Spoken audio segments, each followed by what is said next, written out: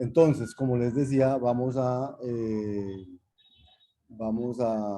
trabajar las estructuras de datos, porque son estructuras muy usadas en informática y que son naturalmente recursivas, como por ejemplo las listas y los árboles. Entonces, ¿qué es una estructura de datos? Las que usamos en informática normalmente se representan como estructuras algebraicas. Es decir, una estructura de datos es un conjunto de datos de valores y unas operaciones sobre ellos. Los enteros, por ejemplo, los naturales, son una estructura de datos, las que usamos todo el tiempo en los lenguajes de programación. ¿Por qué son estructuras de datos? Porque ustedes cogen los enteros en un lenguaje de programación y los operan, hacen 1 más 2, 2 más 5, 3 por 8, o sea, y ustedes pueden operar los enteros. Entonces, el tipo de datos son los enteros, pero el tipo de datos no es solamente el conjunto de valores, sino el conjunto y sus operaciones. De eso también nos va a hablar uno de los grupos que va a exponer aquí, cómo, qué tiene que ver los conjuntos con los tipos abstractos de datos, con los tipos de datos, perdón, abstractos, tipos de datos. Bien. No, friegue, ahora pasó otra. Voy a tratar de poner ¿cómo se llama? Un removedor de... Yo espero que así el ruido ya se oiga. Bueno, entonces, eh, se llama CRISP. El removedor de ruido se llama CRISP. Sino que es que uno tiene unos minutos a la semana, unos buenos minutos a la semana, pues uno lo usa todo el tiempo y se le acaban en un momentico. Pero bueno, entonces cuando uno quiere grabar es buenísimo.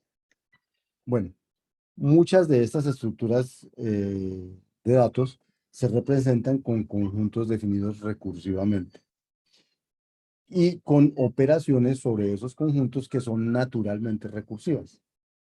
Entonces, de hecho, estoy hablando de dos particularmente, las listas y los árboles.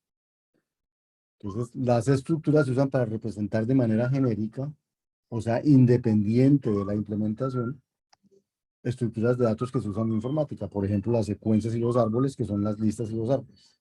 Y en general se usan para describir tipos abstractos de datos.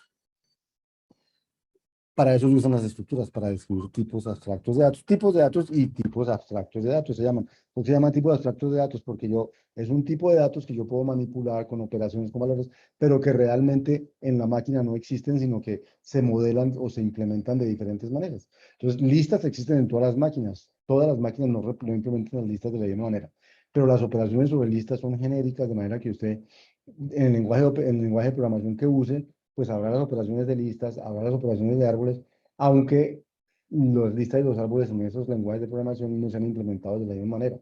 Son abstractos en ese sentido, que los puedo pensar que esas estructuras de datos existen sin pensar en cómo están implementadas.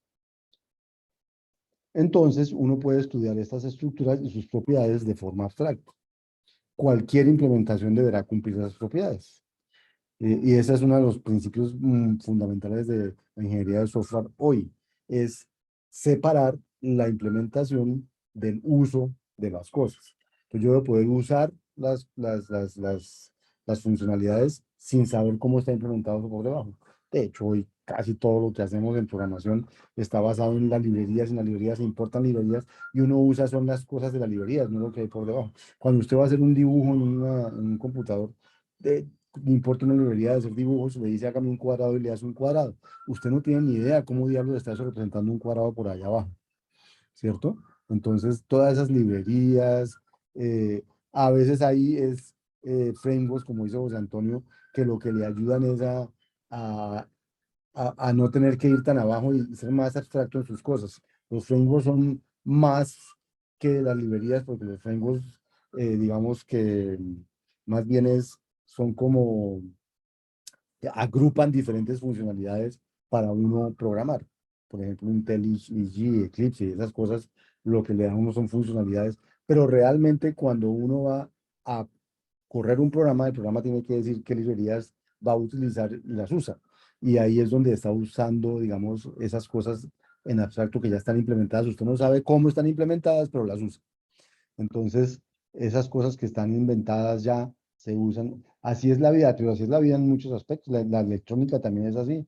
Usted ya no compra, usted no Usted no compra un poco de circuitos, sino compra son componentes de circuitos que las une y hace otros circuitos y hace otras cosas, y todo está hecho de puros componentes. Así es, y así es la programación, está hecha de componentes.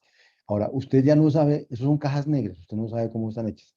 ¿Cuándo le interesa a usted cómo está hecha una caja negra? En la caja negra le interesa a usted cómo está hecha el día que usted está preocupado, por ejemplo, por la eficiencia de lo que está haciendo. Y usted compra una caja negra que, por ejemplo, le pone una lista y se la ordena, y esa cosa se está demorando mucho cuando la lista tiene 1 millón de elementos, 2 millones. ¿Será que eso sí está eficiente? Entonces a usted le interesa saber cómo está hecho eso por dentro, o si hay otra caja que vaya más rápido que esa. Pero cuando usted no le, cuando digamos eso no es un problema, no es una preocupación, y con lo que le está dando su caja eso funciona, pues entonces usted simplemente con su caja negra funciona y no se preocupa por cómo está hecha por dentro. Pero nosotros los informáticos hacemos cajas negras, o sea, hacemos cajas que después las llamamos librerías, les decimos a alguien que las use, pero por dentro las hicimos nosotros. Entonces nosotros tenemos que saber cómo se hacen las cajas negras. Entonces, en una caja negra de esas casi siempre se separa lo que es la interfaz de la implementación. La interfaz es cómo usar la caja negra, y la llaman APIs, y la caja negra es lo que está por allá adentro, ¿cierto? Entonces, nosotros aquí, desde el punto de vista de matemáticas, digamos, llamamos a esas cajas negras, si quieren, estructuras. Y son estructuras que tienen unas propiedades y vamos a probar las propiedades de esas estructuras. Entonces, cuando yo compro una caja de esas, esa caja tiene que cumplir con esas propiedades para comportarse como yo espero. Como ejemplo, vamos a usar dos estructuras muy conocidas por los informáticos. Yo creo que ustedes ya las conocen porque ya debieron programar en el primer semestre y ahora en el segundo, que son las listas o secuencias, llamamos aquí, y los árboles. En este caso binarios, pero en general son árboles, que son estructuras de datos lineales, las listas ramificadas, los árboles, para albergar, para almacenar diferentes tipos de, para almacenar datos, información y poder acceder a ellas. Las listas son más sencillas, pero son menos eficientes. Los árboles son más complejos, pero son más eficientes a la hora de resultados de búsquedas o cosas de ese estilo. ¿Listo? Pues eso como introducción a este tema de las estructuras discretas.